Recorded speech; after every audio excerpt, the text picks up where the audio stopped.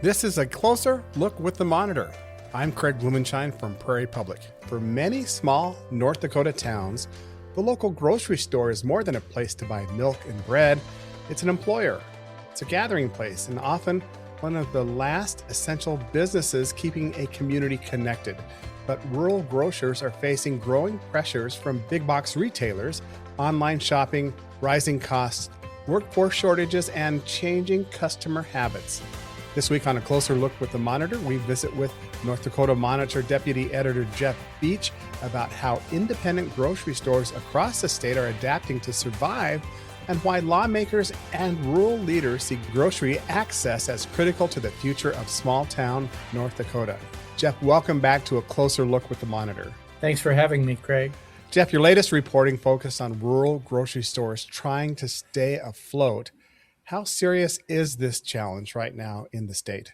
I think it's a pretty serious challenge. I mean, the number of stores in the state, rural grocery stores, has really been on the decline, and it's not an easy fix, I don't think. And it's kind of one of those things where once you lose that store, reopening the store is really an uphill climb. So keeping the ones that are open, alive and serving their community is really an important task. What do you think's driving the trend? Is it as simple as the big box stores can do stuff more efficiently?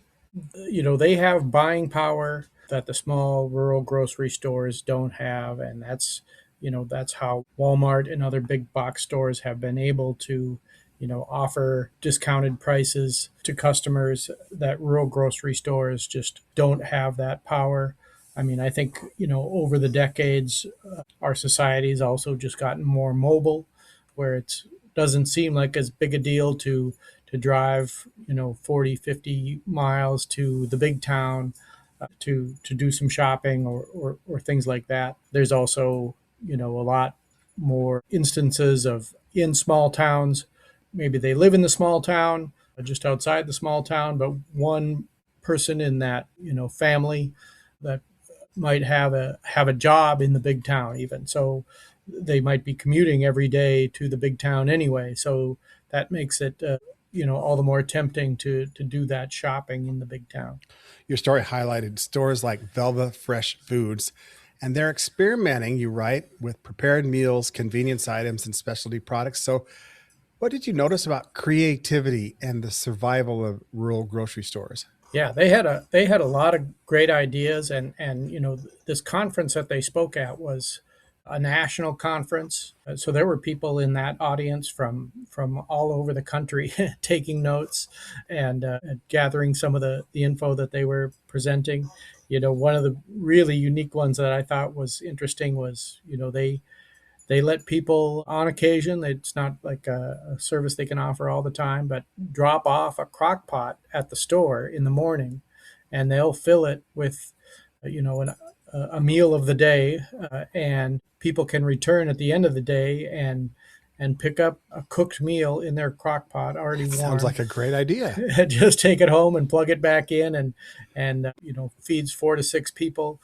That is a great, yeah, I think it's a great idea, is a great way to offer, a cooked meal, healthy meal, fresh foods that people can appreciate.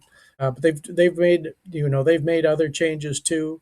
One of the things that they're trying to tweak for that service, and another trend that they are noticing, is that there are, a lot of retired people that don't have kids at home anymore, and cooking for just 1 or 2 people is, kind of daunting for some of them. They don't know how to kind of cook in smaller batches, or it just seems like too much work to cook for just 1 or 2 people when there's convenience foods available. So they're trying to offer, kind of break that down to maybe a meal for 2 or 3 people rather than 4 to 6 people, but offer things like a meal of the day from their deli and things like that people can come in and pick up something that's fresh cooked, not as highly processed as some convenience food you might find in the freezer section.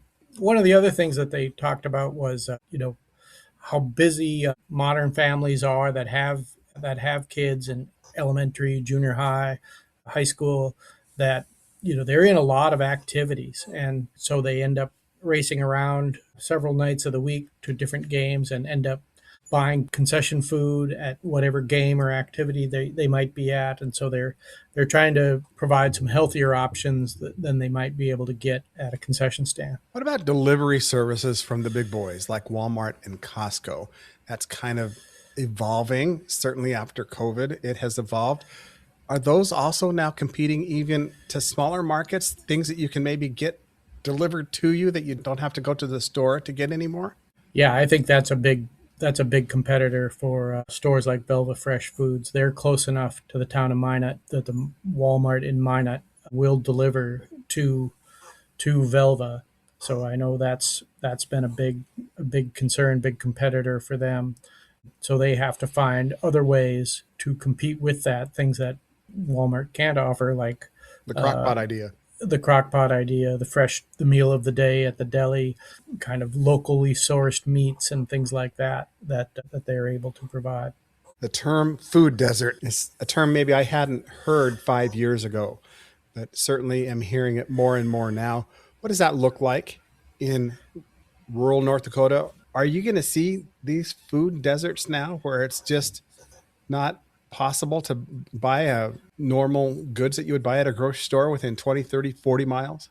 Yeah, there are some counties that don't have a grocery store in their county. I think Adams is one, down in southwest North Dakota. So there are places that don't have a traditional grocery.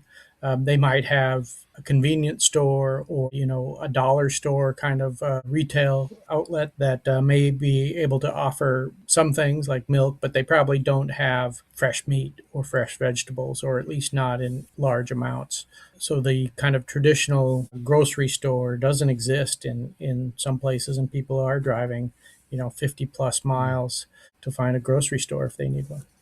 Enjoying my conversation with Jeff Beach in this segment that is a closer look with the monitor. We're talking about rural grocers in the state now struggling and maybe creating food deserts that are unfortunately growing. Jeff, North Dakota lawmakers have stepped in and they've approved grant funding aimed at helping rural grocery stores modernize and remain open. What do we know about their efforts? Well, they provided $1 million for rural grocery store grants in each of the last two legislative sessions. Those grants are doled out by the Department of Commerce, that takes in the applications. In the After the 2025 session, they had a lot more applications. I think it was over $4 million in applications for that $1 million in grants. There is a definite desire to land some of those grants, and it seems like they could easily fill more opportunities for those kind of grants. Your colleague Amy Dalrymple pointed you towards a pilot project involving regional food distribution networks. What makes that idea promising and what is the idea? Yeah, that was something that was talked about at the conference also. So there's one that's already been kind of established up in the Walsh County area, and they're looking at another in kind of the Minot area, including Velva. And what they're doing is trying to establish kind of a local distribution center. They don't really call it a warehouse, but it might have a freezer and some storage space, so that a group of grocery stores in a kind of a relatively close geographic area can kind of pool their buying to maybe get food at a discounted rate. North Dakota Rural Electric Cooperatives Association of Rural Electric Cooperatives is kind of really guiding this effort. Ellen Huber with that group said that the Walsh County group can really cut their costs by 13-14% by pooling their buying power and then kind of operating from a kind of a central distribution point. So that there's one established in Walsh County. They're trying to establish one in that Minot area with likely Velva as kind of the distribution point. Another interesting angle that I haven't really thought about and connected the dots, if you will, is the fact that this is tied to economic development. And if a town loses its grocery store, there are ripple effects, and ripple effects likely that I haven't thought about. Yeah, if you have to drive to the big town to get your groceries, you're probably also going to pick up other things that you need while you're there that those stores in the big towns can usually offer at a discounted rate. I kind of think about it as, a town almost like losing a school. When there's school consolidation, that's a real has a real effect on a small town, and maybe losing a grocery store isn't quite as devastating as losing a school, but there are certainly effects like that. We talked about state assistance and state ideas to help. Are there examples where communities themselves stepped in to help keep stores open?